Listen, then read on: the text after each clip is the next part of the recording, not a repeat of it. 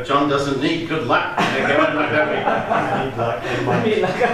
I send money too. No money. That's my money. Actually, I think Top Chai has the luck.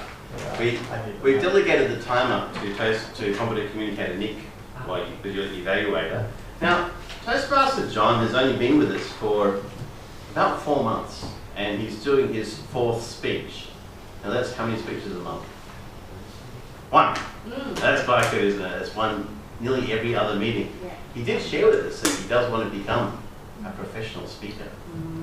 Now, what we know about John is he's American from Minneapolis, which I believe is a city in America somewhere, big country. But he's been in Thailand for about 6 years. He's been in Asia a lot longer than that. He was a regional manager for an American process equipment or food process equipment manufacturer, and spent many years traveling all over Asia. So he's coming into contact with a lot of different people and a lot of different foods. And he has here the title of his speech, Lung Soup, which has me a little bit intrigued. I want to hear about that.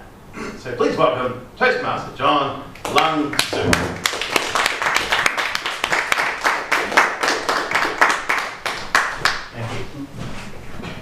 Toastmaster of the day, fellow Toastmasters, and honored guests. I wouldn't eat that if you paid me. I wouldn't eat that even if you gave me money. Have you ever heard anyone say that to you? Yes, well I have too. My friends back in the USA used to say that to me when I told them about the foods I ate when I traveled around Asia. Some foods around the world are quite different from your native food. On the other hand, some are very similar. For example, rice and potatoes. Rice and potatoes provide the same kind of nutrients, and I think most people would agree rice and potatoes are both delicious. But I prefer potatoes because they're my native food. On the other hand, some foods are very different from your native foods.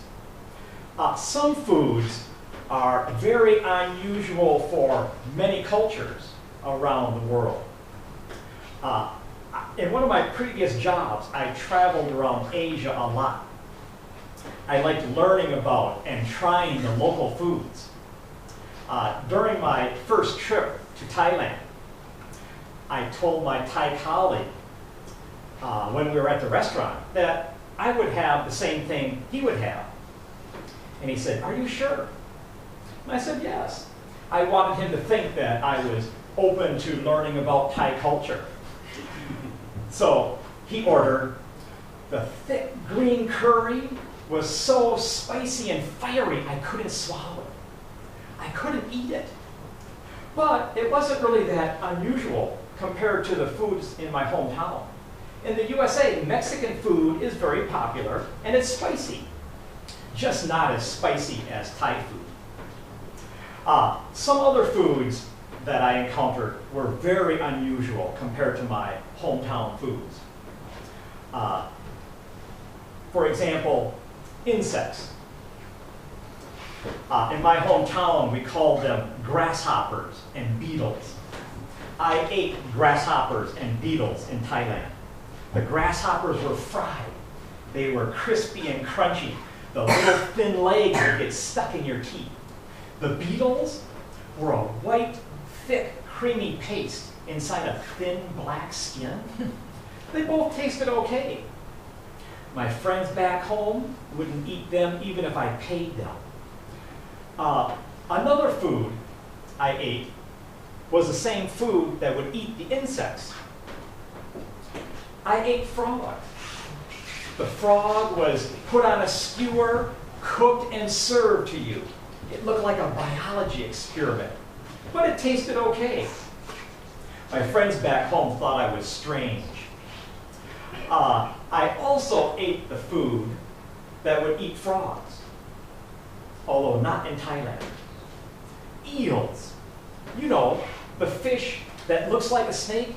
It lives in the ocean between the rocks.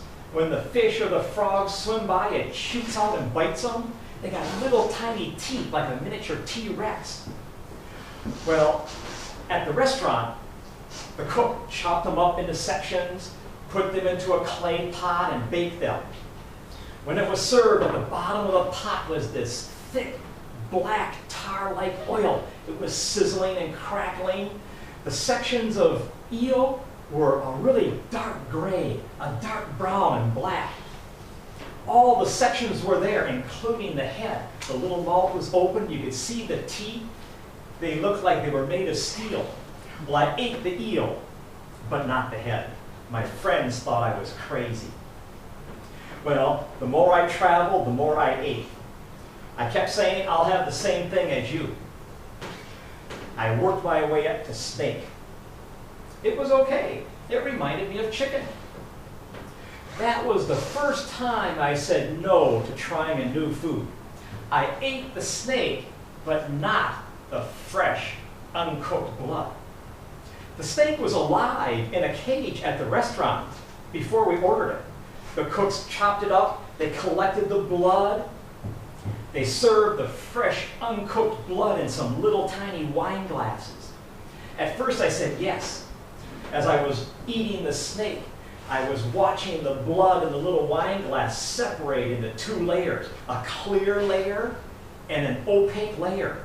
I kept thinking, oh, I wonder if the snake has HIV. So I kept thinking about it. Finally, I said, no, thank you. I was really disappointed in myself.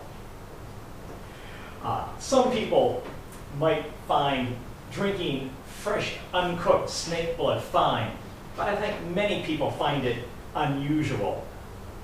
Well, the most unusual food I ate, and I think all of you will find it most unusual too, was lung soup.